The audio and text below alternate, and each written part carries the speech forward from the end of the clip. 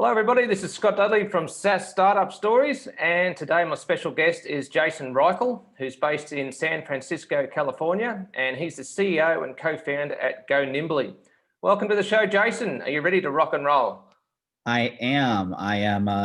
Not looking my best because I'm just moved into a new condo and I'm still unpacking boxes. So it's a perfect time to talk about startup stories and when things don't go well because I've been having a hell of a day. Okay, awesome. All right, then let's get stuck into it. So let's sort of go back to the start, to the beginning and your background and what first got you interested in working with software companies. Sure. In the early 2000s, I worked for Rackspace, who was the largest server house in America at the time. And I worked on a special project with the CEO of the company, Patrick Condon, which was called the Redundant Server Cluster, which was a fancy term for the cloud. And then Salesforce was my customer. And so we helped build a redundant server cluster for them. And that kind of got me interested in moving from like DBA background, technology. I was in the kind of business technologies part of that organization into, more interest in software. I worked for a few years in advertising agencies and kind of picked up that model and I worked in digital agencies. And so that kind of furthered my love of technology and software as a space. And then I ended up working for an SI of Salesforce called Blue Wolf for 6 or 7 years, where I was the head of consulting services for them and worked with many organizations. And I started the San Francisco office for them. They ended up selling to IBM a few years ago. And when they sold, I decided to start my own organization focused on working with SaaS companies. In that journey, I've ended up becoming the VP of product at several SaaS companies, the largest being TradeShift, who was evaluated at $1 billion. And in 2016, I came back to GoNimbly with the mission of breaking down silos within organizations, because I saw firsthand working in SaaS how fast and hard those companies grow, which creates a natural phenomenon called the silo syndrome. And what happens is those organizations become competitive with themselves and become competitive within themselves, and the customer suffers. And so GoNimbly became the first consultancy to work directly with SaaS and PaaS companies. And we use a model that I invented around revenue operations in order to break down those silos. Okay, what's PaaS? I've never actually heard of that, to be honest with you. Platform as a service. So like your Twilios of the world, pay as you go, but it's usually developer-based tools where the more you use it, the more you pay. Okay, interesting. All right, so it used to be called SaaS companies, but they don't have a pure subscription model. It's more of an access model. Yeah, I see. Okay, makes sense. All right, so getting into a little bit more detail about silos, how do you effectively break down silos in organizations? Sure, that's a good question. I think we need to understand why silos are created in the first place. There's 4 root causes, which is specialization in a team, percentage of growth. So as you grow, teams become more siloed. Common language breakdowns. So the more specialty common language you have, if you have a team that does just front end or back end or whatever, that creates a silo in itself. And then ultimately it is having a non-aligned metrics. So not having North Star metrics. Those are the 4 reasons that silos get created. In SaaS organizations, they get created because each department has to justify their budget spend. Mm-hmm. And there is not someone overlooking it and focus on what we call the buyer experience, which is how does a customer actually engage with their business? We'll realize that they don't go in a linear line. This idea of the customer experience or journey mapping or any of this shit that people talk about is all fake. Mm-hmm. Really, a customer will buy any way they want to. And it's more important to understand those different buying cycles that you have, looking at them as unique experiences. So let's say you have an enterprise buying experience and you have a velocity-based buying experience and you have a referral-based buying experience. It's really important to look at that and actually track the engagement of those users. And when you start to do that, operationally, what emerges is patterns. So we use a trademarked methodology that we call 3VC to look at your pipeline and find emergent data trends. So 3VC stands for value, velocity.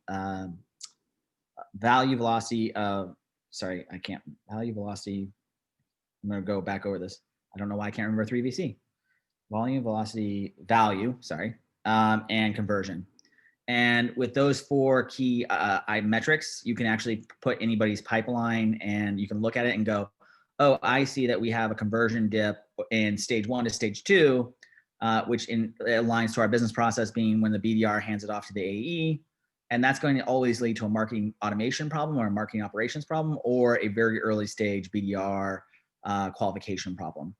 And when you find those things through data, what ends up happening is you get rid of this sort of support layer that operations teams have traditionally played at SaaS companies, and they become instead revenue generation cycles. Because what we found is by closing those emergent trends, you can actually get about 26% more revenue off each customer. So that's a lot of talk to say, like, basically as a customer's buying from you, they become irritated and either buy less, or they don't put their political capital out for there, or they don't sign a multi-year agreement, or whatever. And you don't know that because you're just celebrating a win. And ultimately, it's about winning, especially during COVID, where we're at now. Yeah. It's about winning what you're supposed to and not giving it up to stupid things like your BDR to AE handoff is broken. Okay. So you've sort of used your own in-house tools for that. You don't use anything like Google Analytics or those sort of tools? So we pull things in like that to look at engagement of users to sort of map. So most commonly, we follow models around engagement minutes and account prioritization in order to understand the different kinds of accounts you have in your organization, and then also how they're engaging with you. So we do pull data in, but ultimately we're looking at your pipeline and finding emergent trends, because for us, it's not about finding the leads you lost, it's about maximizing the wins that you have. And I think that's what operations is supposed to do. I don't think operations is supposed to be hunters.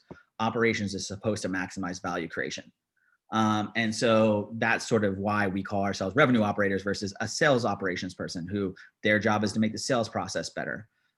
Or, a marketing operations person is all about automating that and making sure that you don't get rejects in your email sends. I don't care how many rejects you get as long as we're maximizing the value of each customer and the revenue they should give to us. And we do that through two means, which I just mentioned 3VC, but as GoNimbly, we have a lot of customers through time, very big SaaS companies. We compare organizations against that data set as well. So we can tell you, even if you look like you're doing well, you're not actually doing well in comparison to your peers. And that gives us a leg up in order to recommend, operational projects and work streams that will actually make a value impact. Okay, makes sense. All right, so how do you go about identifying processes, systems, and pain points to prioritize work based on the revenue impact? So that's where there's this scientific aspect of using the 3VC to find the trends and do some data analysis, but then what to do is an experiential thing. And so a lot of times our customers have the experience. You say, hey, we've identified this gap in your process because we can see the numbers trail off and we know you should be getting a 40% conversion rate, or we know in this buying experience for enterprise, 6 months ago, the average value size at stage 2 was $40,000 and now it's $22,000.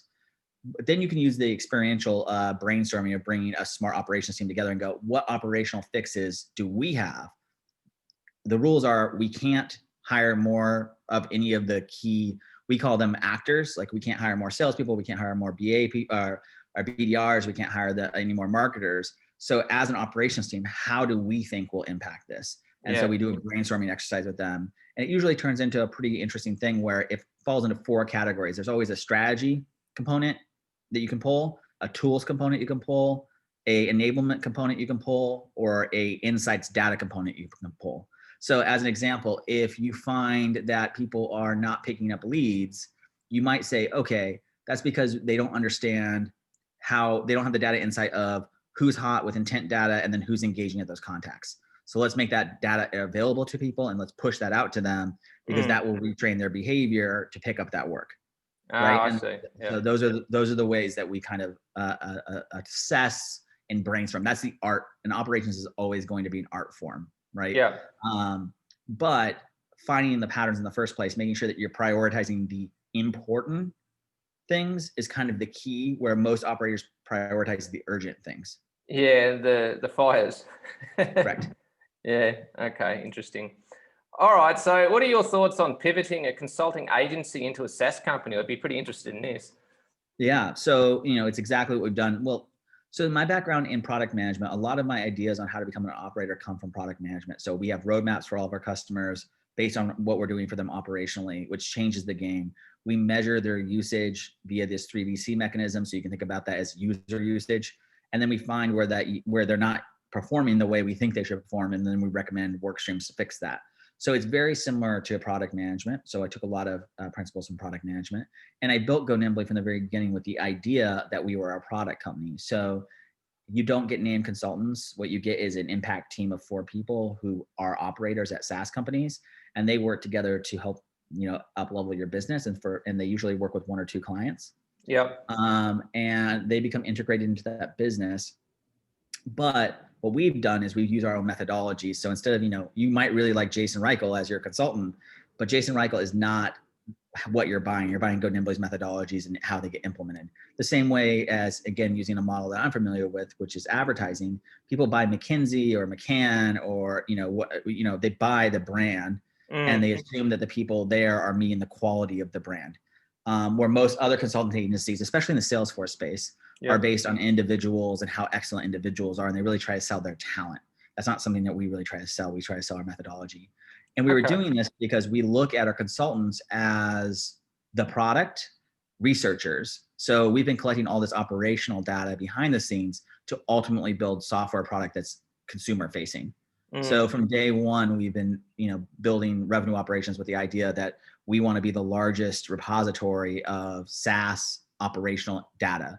So we can tell you what projects Twilio did when they were before they IPO'd, and we can then put that to where your inflection point is as a software product. And so that's what we've been building, and we're now prototyping something that I hope next year we can release to small businesses, because we only work with enterprise companies so that they can have some of the same tools that our consultants have at a much smaller scale. Geez, man, that's fascinating. Yeah, thanks. Yeah, it's real cool.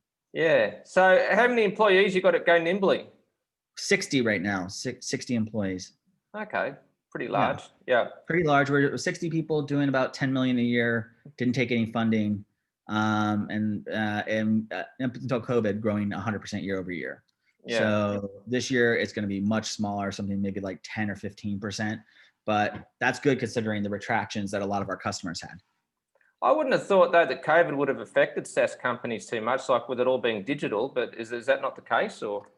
Well, some of our customers, they are SaaS companies for businesses. So like one of our large customers was TripActions, who was doing very well before the pandemic. They specialize in travel perks, essentially for businesses. Yeah. Right. Another customer who's doing very well right now is Coursera, which is online training because people are trying to switch jobs. So that's a customer that we have who's doing very well. So it's been kind of a mixed bag about organizations. Another organization that we work with is called Tempo, and they build semiconductors on demand. So they have a SaaS product that inventors can upload schematics, and then they'll print one chip for you to do prototypes with. It's what NASA uses, Apple uses to prototype their stuff. Well, because of COVID, they couldn't have anyone on the floor, so they couldn't actually produce any chips. Yeah. It was stupid because their entire system is run by computers, and there was only one person that had to be on the floor to watch the whole process work. But because of COVID restrictions, that person couldn't be on the floor, so they couldn't use their automation processes. So it's just weird stuff like that where people are working through it. Yeah. And overall, net new is down by 85% at SaaS companies. So net new implementations, we are seeing a huge increase in upsells, cross sells, expansions at all SaaS companies. So that's become, how do you leverage? I think it's the reason why revenue operations is really catching on right now during COVID, is because it's about maximizing your customer, where most SaaS organizations didn't want to be bothered with trying to give a good experience to their customers. So what they would do is say, we have a land and expand model. And what that actually meant is just get on however many you can and then fuck off for a while. Yeah. People are not taking that approach anymore. And so it's interesting to see people sort of come to the table prioritizing scalable operations so that they can get the maximum value out of net new, and they can expand easier to other organizations or within organizations, essentially. Okay, cool. All right, so you've already talked a little bit about this, but what are your plans for GoNimbly over the next year or so? Yeah, so we want to be the revenue operations company, and that means that I have a goal of, and the team has a goal of helping every size organization. Because of how specialized our consultants are, that's not feasible. We are a subscription-based consultancy, starts around 30 grand a month, going up to somewhere around, $150,000, $200,000 a month for services. Okay. So we've been very interested in how do we bring that down market to help more businesses, because we've been able to grow, but ultimately, where do SaaS companies usually fail? The first 3 years. And I think a lot of that has to do with those organizations not being set up properly from the very beginning to maximize revenue. Yep. And so we're starting to do things like coaching, and we're starting to do we want to do like group lectures and things like that to help out smaller businesses, especially during COVID, as sort of a give back. And the coaching services where we do individual revenue operations consulting with one-on-one, where, if you were a revenue operations person at Stripe, but my team would meet with you, and they would build a custom plan for you based on our methodologies, and you would work that plan. Yeah. We wouldn't be doing the work anymore. And that allows us to lower the price quite a bit. I see. Yeah. But we're seeing that really pay off. We're seeing a lot of organizations really interested in spending money and time on their existing resources and training them up during COVID, because they all expected in 2021 and 2022 that they're going to have to make up some road. And so we're seeing that as a service explosion for us, and then the product being a net new revenue stream for us. Okay, cool. All right. So what are the most common mistakes that inexperienced software founders make, in your opinion? I think that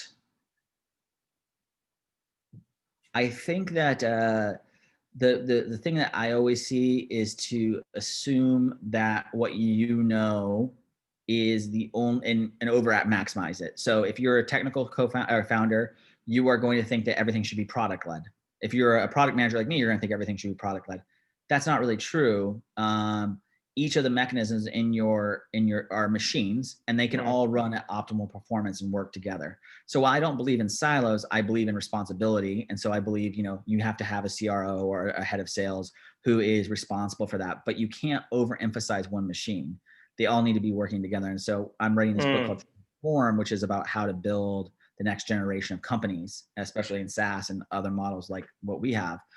And one of the things that I think is in the future, you will have this flywheel on the left side, which we call your revenue team, which is all of your marketers, sales, customer success, and revenue operators who report to a CRO. And on the other side, you'll have your product, your developers, all that, who report to a COO. And those two people will kind of run those flywheels. And in the middle, keeping the two organizations working, is the CEO. And that will kind of be the three titles that actually matter in an organization. Now, if you have a CMO or whatever, that's your business. But ultimately, those are the kind of ones that matter, because the North Star metrics have to be very clear. So for the product side of the business that the CEO runs, it's margin or it's growth, depending where you are as a SaaS organization. And on the left side, it is revenue, net new revenue being brought in and growing, right? And all of the teams need to be incentivized on that. So we believe heavily that revenue operators should have a commission number that they have to hit. They have to influence X amount of dollars in the pipeline, marketers too. All of those people need to be focused on revenue. And then that becomes very clear, because there's two North Stars. Either we're growing, or we're hitting margin, or we're hitting revenue targets. And that sort of aligns the organizations.